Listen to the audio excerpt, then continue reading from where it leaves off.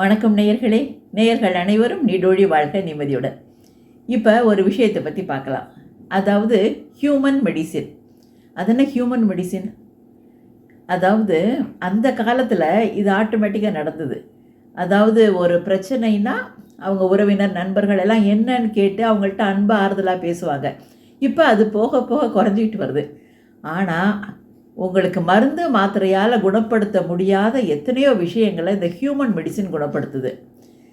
அதனால் உங்களுக்கு ஏதாவது மனநல உடல்நல பிரச்சனையா, உங்களுக்கு ரொம்ப வேண்டப்பட்டவங்கள்ட்ட, அதாவது உங்கள் வெல்விஷர்கிட்ட உங்கள் பிரச்சனையை பகிர்ந்துக்குங்க. அவங்க தான் உங்களுக்கு ஹியூமன் மெடிசின் தரக்கூடியவங்க. ஆனால் அதை கரெக்டாக பார்த்து செலக்ட் பண்ணணும்.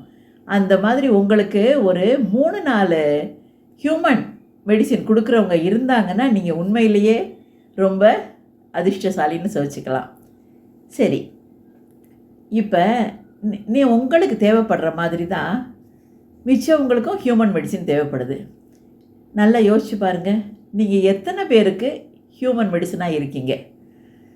என்ன, அதாவது குறைஞ்சது ஒரு 10 பேருக்காவது நீங்கள் ஹியூமன் மெடிசனாக இருந்தீங்கன்னா உங்களுக்கு எப்பயும் ஒரு மன நிறைவு உங்கள்கிட்ட இருக்கும். அதாவது என்னென்னா, ஒருத்தவங்க உங்கள்கிட்ட பிரச்சனை இந்த மாதிரி இருக்குது அப்படின்னு உங்கள்கிட்ட பேச வர்றப்ப அவங்களுக்கு அன்பாக ஆறுதலாக அரவணைப்பாக அவங்களோட பேசுங்க.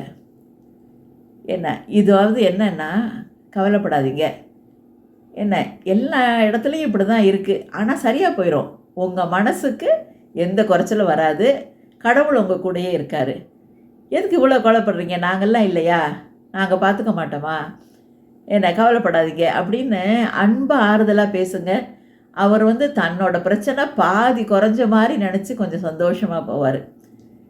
என்ன, இந்த மாதிரி நீங்கள் மிச்சவங்களுக்கு ஹியூமன் மெடிசனாக இருக்க நீங்கள் உங்களை நீங்கள் தயார்படுத்திக்கிங்க. ஆனால் அதில் எந்த வித ஒரு செல்ஃபிஷ் மோட்டிவும் இருக்கக்கூடாது. என்ன, அன்பு மட்டுமே பிரதானமாக ஆறுதலான வார்த்தைகள் மட்டும் சொல்லி அவங்கள்ட்ட பேசுங்க. அவங்க போனதுக்கப்புறம் பிரபஞ்சத்துக்கிட்ட வேண்டுங்க. அதாவது இவரோட பிரச்சனை தீரணும், என்ன இவர் சந்தோஷமாக இருக்கணும் அப்படின்னு பிரபஞ்சத்துக்கிட்ட நீங்கள் வேண்டுங்க. நீங்கள் வேண்ட உங்கள் வேண்டுதல் நிச்சயம் பலிக்கும்.